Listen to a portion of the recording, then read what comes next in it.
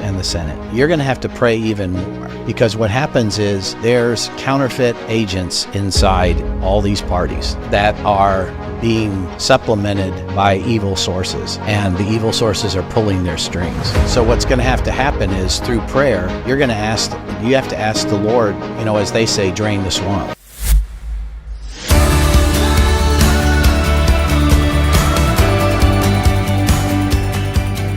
All right, Rabbi, let's just get straight into this episode. There is been a lot going on in the country, and a lot of spiritual leaders have really prayed into what's currently going on and what the everyday person in this country has been kind of going through the past 4 years and probably really pushing 5. With the pandemic and transition of the last election, it's just a really unique time to be a citizen in this country. Where do you see the power coming from? I know you had a urgent prayer on that one Saturday where there was an assassination attempt on former President Donald Trump's life during a rally. And we got tons and tons of spiritual leaders on YouTube and different platforms came together in prayer. And we talked about in a previous episode how that kind of happened on Shabbat for you. I was hesitant to kind of reach out to Megan to try to see if you'd be willing to.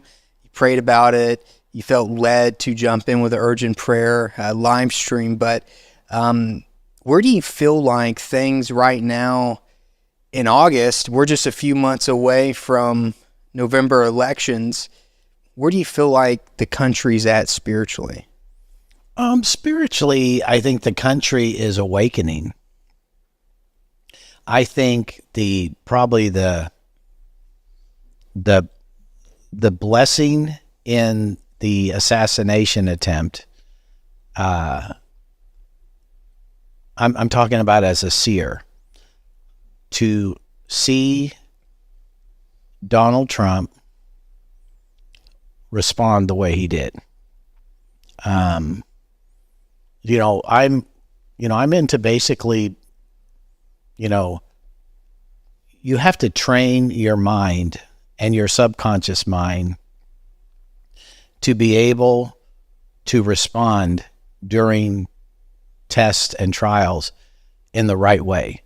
And if you really want to see like who a person is and for real, let them get put into that, what we call in behavioral science, that 18% moment, and see how they respond.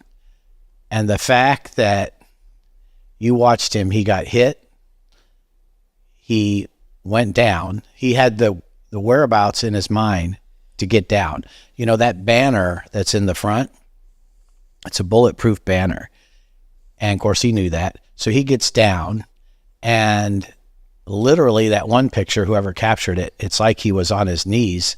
He's got blood running down his face, and it's like he's praying. And then he stands up and he yells fight, and he does that fist bump to reassure everybody, listen, this isn't going to stop me. I was thoroughly impressed with the inner man of Donald J. Trump. He's truly a fighter, and it was exciting. But also, I know that the reason he turned his head at the last minute and he grazed his ear. If he would have had his head turned toward he would have been assassinated. That is the absolute answer to many people praying for him. I can't say, but I know people, I'm close enough in the circle that I know a lot of people have laid hands and prayed over him and prayed over Mar-a-Lago and anointed him with oil and anointed and stuff. But spiritually, he will never be the same person again, because what happened is the hand of the Lord came in and protected him from that bullet. And it was the prayers of the saints. And so I think that, in a way, almost like a spiritual revival of prayer has been birthed into the atmosphere around the world with the hope that God's real. Because, my gosh, just the grazing of his, it's just such a few millimeters in and he would have been killed. So I think it's the prayers of the saints, his prayers, family's prayers. I will say this, he's a lot more spiritual than what you see on TV, and he's more spiritual than that. So, but I can say now that was a huge wake-up call.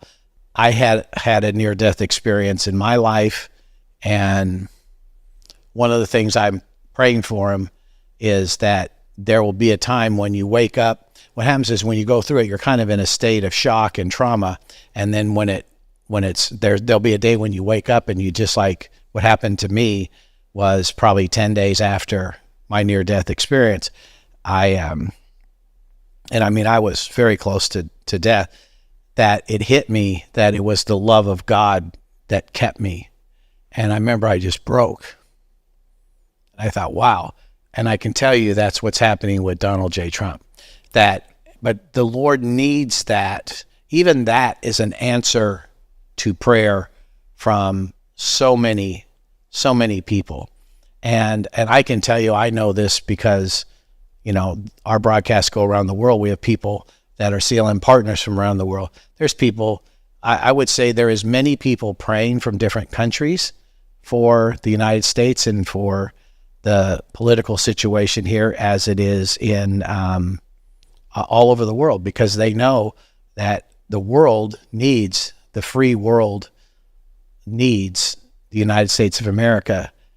And what God is doing in the spirit, in my opinion, is he's birthing justice. Yeah, it's a pretty, I started off by saying that it's a very unique time. I think there's a lot of different areas that you can look at. I'm trying to think back to 2015-ish when kind of first known he's going to be coming into the race, right? And you had a lot of Christians say one thing. I'll put it this way. I think Christians that have publicly made their opinions from all aspects of one-on-one conversations to in-person, right, social media, you've got a couple different viewpoints as people who profess being a Christian would look at President Trump at the time, candidate Trump, right? Is this the type of moral character type of person do we want in? And then you look at the other side, whatever the other side was, Democrats, whoever's running at the time, and you push 8+ years, nine probably, 9 and some change. Almost a decade of walking through all these different journeys and everything that's happened since the last election, right? Do you think Christians have been unfair to Trump in a sense of looking at, because I'm trying not to tiptoe around what I'm going to ask without getting lost, right? You'll have some Christians say, well, I can't vote for this person. It could be any type of election, right? It could be a local mayor to state to whatever. And they'll judge this one individual, right, based off certain beliefs. Most of the time they'll get disappointed afterwards because they'll be like, well, they voted this way. This is one liberal ask one way that, we didn't vote this person in. Do you think, especially in the moment that we're in August pushing September of an election year, we got a couple months left, that Christians over time, the past decade, have viewed him wrongly? Well, I'll just tell you what I think. Okay, it's just me. And you have to realize, me is who's worked in the Middle East with the Israeli government for 30 years. Okay. And so I'll clarify this to the people too. See,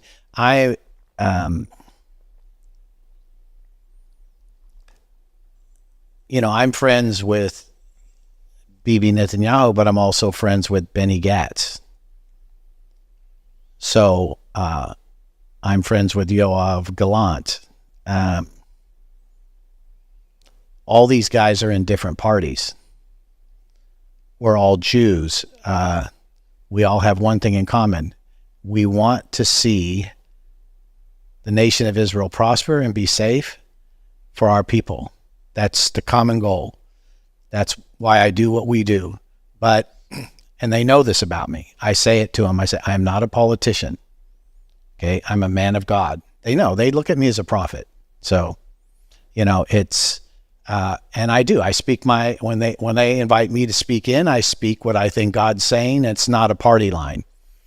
And so anyway, I've maintained these relationships for a lot of years over, blue and white party, Likud, labor. I was friends with Shimon Peres.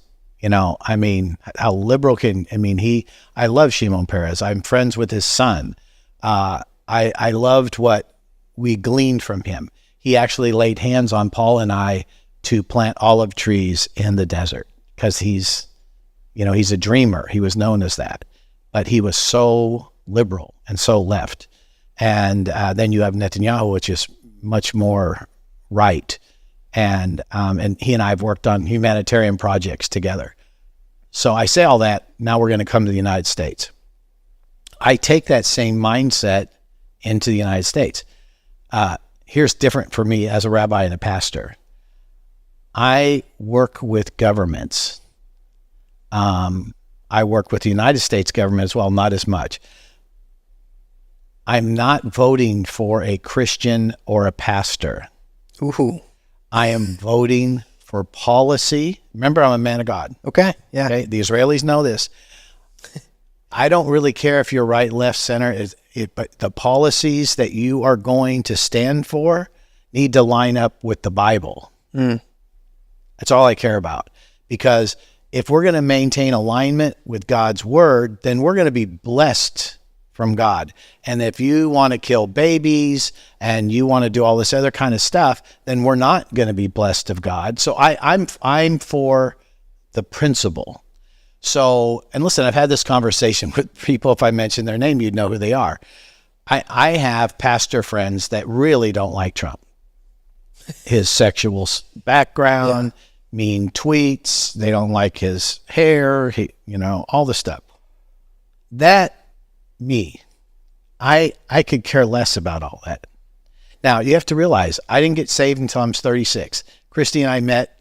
We worked at Harris Casino, Lake Tahoe. I was valet for Frank Sinatra, Sammy Davis Jr., Don Rickles. I was in the world, and everything that there's no surprise with. So I'm not your normal pastor. I don't judge people off. I come out of that world. I know what it's about. I'm not in that world now, but I look at, does the person have the values, the integrity, and do their political policies line up, such as, are you going to move the embassy from Tel Aviv to Jerusalem? Everybody else promised they would do it, but they didn't have the courage to do it. Trump did. The Abraham Accords. Oh my gosh, what a huge breakthrough. And when he gets reelected, you're going to see Saudi Arabia and Israel. There's going to be peace for 7 years. He's going to bring peace to the Middle East. Why? Because he's a businessman, but he also has the blessing of God on his life because he honored Jerusalem as the undivided capital of the Jewish people. Meanwhile, everybody else trying to negotiate with the Palestinian Authority, East Jerusalem, West Jerusalem, all this stuff that brought curses on America.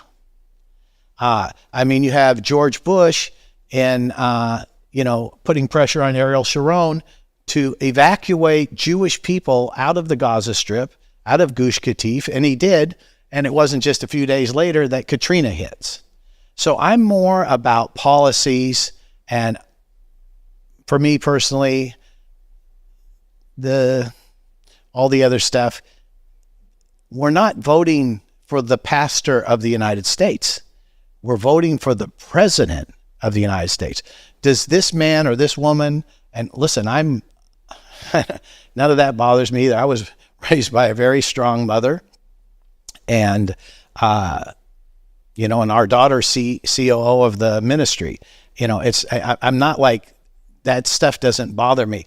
Do you have the value? Do you have the intelligence? Do you have the whereabouts and the logic? Do you have the love? Are you like a Solomon where you cry out to God and say, Lord, they're your people. How do I judge them? How do I interact with your people? You have to have compassion and love for people. And one of the things I can tell you for sure with what they misjudge about Donald Trump is Donald Trump loves the United States of America, and he loves people. He loves people. So all this other stuff is like, does he have issues? Oh my gosh. I mean, he came out. I mean, this is a billionaire, playboy, New York, good-looking guy, unlimited resources. Of course he's going to have a past. That's what that is. But for me, that's who all the skills he learned being that businessman, building contractor in New York, of all things.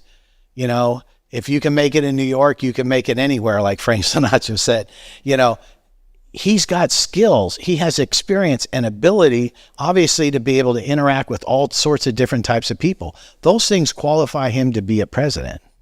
And so, I guess I'm not sure I'm answering your question, but for me, I can look past all those things as, what are your policies?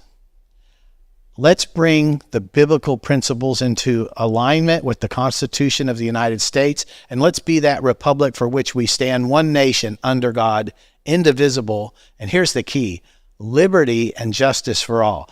I believe the Lord in the next 10 years is going to bring justice reform into the United States, because we don't have it now. We have a two-tiered system. I don't care what anybody says. It's like this group gets this justice and this group gets that. That has to be fixed, and man can't fix it, but God will, because the Lord's judgments are based off principle. So that's why we have to have God's policies.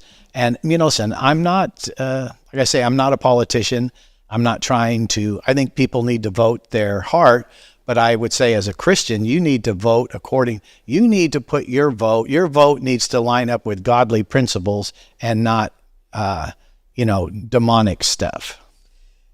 So I totally did not mean to give you a loaded question. I think I answer it okay? No, I think you did really, really well with it. It probably felt a little loaded. I wanted to get into some of the big, I don't want to say debates, but like stuff that I just see and I've been seeing for a while, of this kind of knick-knack. You've got people playing certain lines of Christianity, and playing with politics too, right?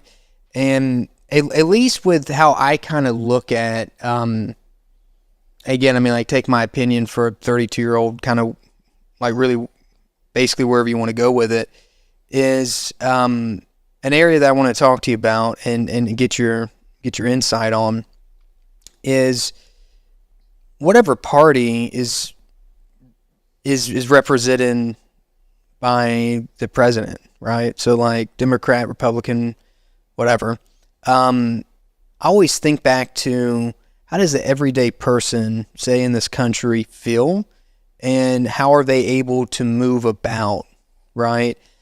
Because I think from a spiritual side, there's one way or another that you can kind of go, depending on, which was a great viewpoint that you have, is about policy. And I think with Trump, you do have track record, right? I mean, like, what has he done and really dived in and delivered on certain things that he said he was going to do? Yeah, and the other thing for me, like, listen, I always tell people, listen, I'm not balanced, so you're asking me, it's my podcast, I can say what I want, okay? I don't think I would. It is your podcast. I don't think I would be saying this if I was on Fox News or something else. It's not, but I'm speaking to you as most of you followers. It's just like it's my opinion. I can have my opinion. But I filter. That's why I tell people, I filter everything. I'm a businessman. I'm entrepreneurial. And so is Trump. And then the way like Bibi Netanyahu thinks and the way some of the other people that they've had, the reason I've always gotten along with him is because we filter information through the same experience. Okay? So like the business stuff, the way Trump was doing business with Netanyahu and Israel, I mean, it was like a no-brainer. I knew these guys were going to get along because they have similar value systems. They have the same goals and the same results. Both leaders, very imperfect, okay? You know, I love Bibi. Bibi could say, listen, I'm very imperfect. I'm not coming from that. What I'm saying is that you see people like Trump, Netanyahu, and they say, oh, they're conservative, they're hawks, they're this. No, really, they are people who feel a responsibility to protect their people and prosper them. Both of them, I'm telling you, that's who they are. I'm telling you, that's who I am. That's who I am. I'm not about prospering me. I'm already prosperous. Those two guys are already prosperous. So once you've arrived at a place where you're prosperous, what you want to do is you want to make sure your family's prosperous, and then you want the people around you to be prosperous, and then you want your state, your nation. What happens is then you become what I consider a good steward or like a father of things, and that's where they're at. And so when I see policies that are trying to regulate business, anytime you see a party that wants to regulate business, it's because they don't understand business. Capitalism regulates itself through supply and demand. Okay? You can't control it. You can kind of try to steer it. You can try it, but look at Elon Musk. You know, the reason he bought Twitter, now X, is because he believes in free speech. And so he can't, he's not a politician. So what he'll do is he'll buy a platform to demonstrate, guess what? Free speech works better than when you limit it and you censor it. So that's the way his mind. But I can tell you, you know, I know all these people are controversial, but his heart is to bless and try to save the nations. That's who he is.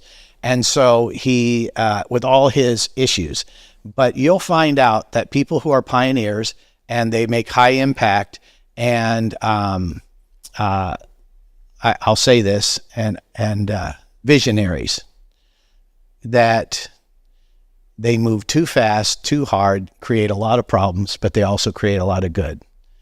But that's how God created them. And I'm speaking as one. I make a lot of mistakes. I go too fast. I do all these things. But the reason is my passion is to help the people. And so if I do make a mistake, it's not because I'm trying to harm anyone. It's because of those things. And everyone we just talked about, it comes out of that same mold. Most politicians that I know, and that's why I'm not friends with most of them, I don't have anything in common. I'm not trying to get reelected. I'm not saying stuff so that you'll reelect me, and that has nothing to do with it. And that's the biggest problem, like with Trump, is that people don't realize. I mean, this guy is like a billionaire. He's independent. You can't take him and turn him into a codependent, manipulating politician. He's never going to be that. When he was your age, he was already a billionaire. He was already influential. So he's been that way, so to say, the cement's dry. And so what you have to do is hope that the Holy Spirit, and I believe through the prayers and the Lord sparing him from this assassination attempt, I believe you're going to see a tenderness. I think you're going to see a spirit. But at the same time, we don't want him turning into a pastor. He needs to be that international, apostolic, entrepreneurial, operating in all 7 mountains of influence. He needs to be a little bit feared, because when you're dealing with the Putins and the different bad actors that are in the world, listen, they're already adjusting because they know, you know what? They'll all say, listen, he'll do anything. We're not sure what he'll do. That is a good position. You need to lead, and that's how Israel does it. You lead from a position of power, and you maintain peace with power. You don't maintain it with weakness. And you can't have a strong country without a strong leader. And we pray in Yeshua's name that the strong leaders that come in, this, I think I'm glad about this choice for the VP. And here's the thing, you have to have people who came from someplace like Vance, came from extreme poverty. He came from a broken family, and now look where he's at. You have to have people who can relate to the people's pain in order to be a bridge to bring compassion, to lead them out of the pain into greatness. And that's where this country's going. And if you want supernatural help, you better have policies that line up biblically with God. I mean, what can the saints, what can believers do to not live in fear that it's going to happen, right? But to be prepared, because, I mean, they've been living it for almost 4 years now, right? And so I think Christians and people of faith, pretty conditioned up to this point. But I think everybody's looking for a brighter tomorrow type of thing. But, like, how could they go about it? Well, my thing is, like, let's not go to, like, if that happens. Yeah. I don't think that's going to happen. But here's the thing. You have to be able to pray. And even if Donald Trump wins and the Republicans take the House and the Senate, you're going to have to pray even more. Because what happens is there's counterfeit agents inside all these parties that are being supplemented by evil sources. And the evil sources are pulling their strings. So what's going to have to happen is through prayer, you have to ask the Lord to, as they say, drain the swamp. And that's what didn't happen with Trump's last presidency. He did a great job, but he didn't drain the swamp, and the swamp killed him. So this time, I can tell you this, it won't happen again. But you need to pray, Lord, Father God, for this nation. Anybody, you have to pray out the evil. You have to be able to pray, if my people who are called by my name will humble themselves and pray and turn from their wicked ways, I will hear from heaven, I'll heal their land. 2 Chronicles 7:14. There has to be, to answer your question, and then we need to close because I've got to go. But here's the thing. Trump wins, we need to pray, because those who are going to lose are going to do everything they can, every dirty trick in the book, to try to sabotage him. If he doesn't win, the world is going to start pressing into the United States in the weakness of that win, and we'll have to pray. So either way, to answer your question, we need God, we need revival, we need an awakening, and we need to pray. But I'm believing for the best. I believe God is in control. I believe that the fall feast, we're coming up 5785. I've got a prophetic word, and the prophetic word basically is this. I'll just give kind of a teaser of this. Is the prophetic word is the Lord is going to raise up the kings and priests. It's time that Saul is dead, and King David is going to rise up as a king priest and restore the kingdom. Okay. Well, thank you for diving into this. I know me and Tucker have been asking for some content around it, and I think this is a good time frame. We're a couple months away. I know people watching, they're listening, YouTube, Facebook, Apple, Spotify. Really appreciate your spiritual insight, but just wisdom and prayer into it. And just kind of like you said, you know, I mean, like we need to pray regardless and be aggressive with it. And yeah, I just appreciate you being willing to talk about it more. And you have to take a stand. And, you know, I've always stand for the principles and the righteousness of God. And I do know this, righteousness always prevails and love never fails. So you have to make a choice that that's your life. And you need to vote people in that are voting godly principles. And but you can't judge politicians off out of a religious church filter. It's not their level of Christian walk that's their qualification. It's their ability to be like King David and follow the Lord. And if you're going to follow the Lord, you're going to follow the Lord by doing what God says according to his principles, like King David. And King David had issues. He had the Bathsheba, and so listen, I understand all this, and if I've offended people with what I've said, I'm just sharing with you how I believe in my call. And I'm somebody that has worked with a lot of these politicians on both sides of the pond.